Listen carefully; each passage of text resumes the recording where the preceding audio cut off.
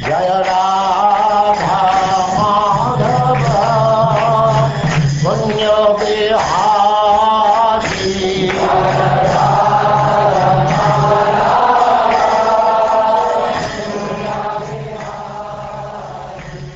And now chapter 9, the passing away of Bhishmadev in the presence of Lord Krishna.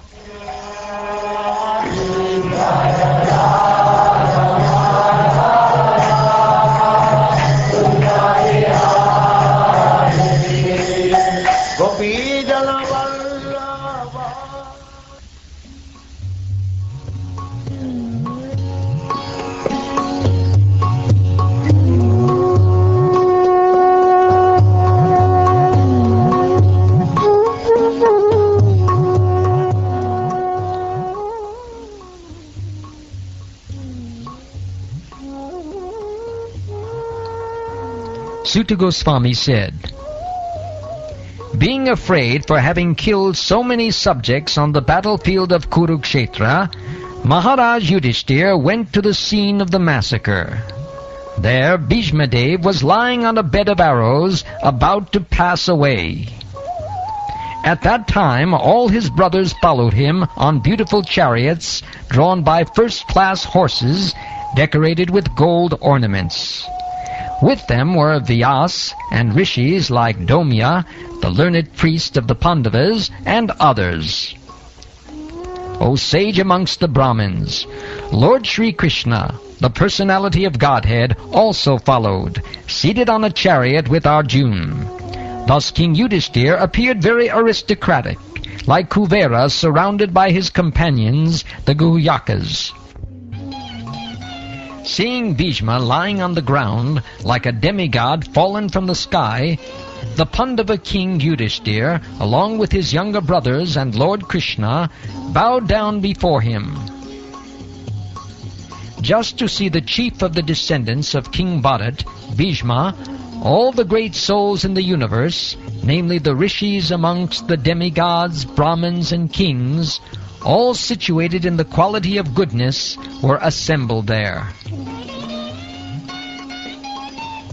All the sages like Parvat Muni, Narad, Domya, Vyas, the incarnation of God, Brihadashva, Bharadvaj, and Parashurama and disciples, Vasishta, Indrapramada, Trita, Gritsamada, Asita, Kakshivan, Gotama, Atri, Kaushika, and Sudarshan were present.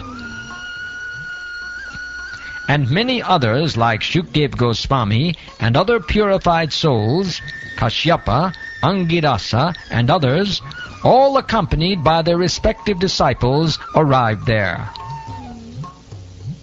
Bhishmadev, who was the best amongst the 8 Vasus, received and welcomed all the great and powerful rishis who were assembled there, for he knew perfectly all the religious principles according to time and place. Lord Sri Krishna is situated in everyone's heart, yet he manifests his transcendental form by his internal potency. This very Lord was sitting before Bhishmadev, and since Bhishmadev knew of his glories, he worshipped him duly.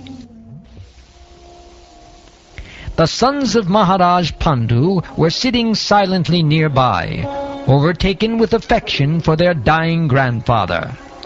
Seeing this, Bhishmadev congratulated them with feeling. There were tears of ecstasy in his eyes, for he was overwhelmed by love and affection. Bhishmadev said,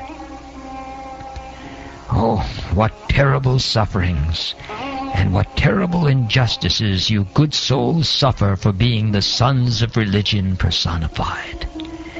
You did not deserve to remain alive under those tribulations. Yet you were protected by the Brahmins, God, and religion. As far as my daughter-in-law Kunti is concerned, upon the great General Pandu's death, she became a widow with many children, and therefore she suffered greatly. And when you were grown up, She suffered a great deal also because of your actions. In my opinion, this is all due to inevitable time, under whose control everyone in every planet is carried, just as the clouds are carried by the wind.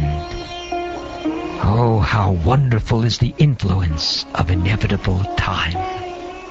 It is irreversible. Otherwise, how can there be reverses in the presence of King Yudhishthir, the son of the demigod controlling religion?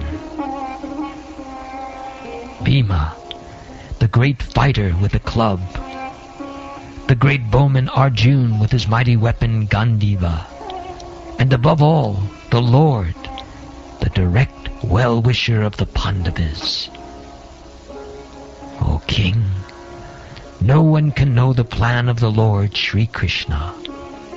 Even though great philosophers inquire exhaustively, they are bewildered.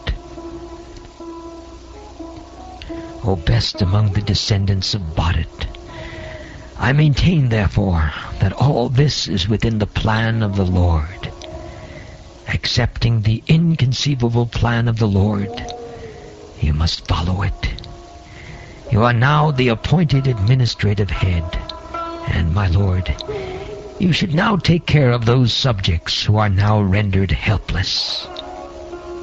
This Sri Krishna is no other than the inconceivable, original personality of Godhead.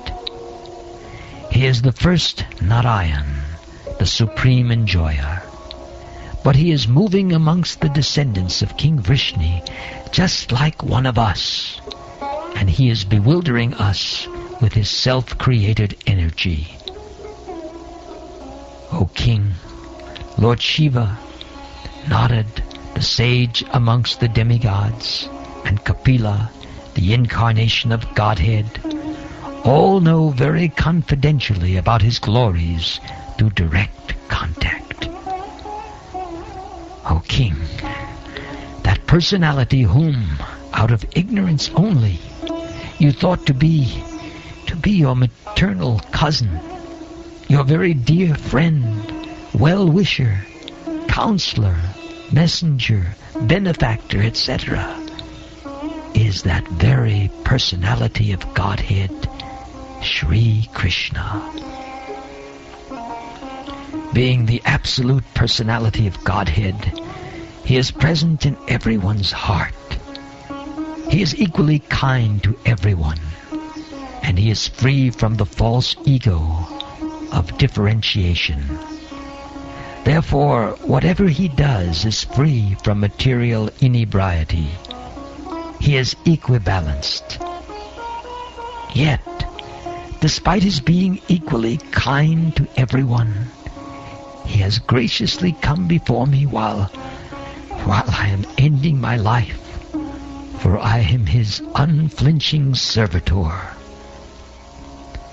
The personality of Godhead, who appears in the mind of the devotee by attentive devotion and meditation, and by chanting of the holy name, releases the devotee from the bondage of fruitive activities at the time of his quitting the material body.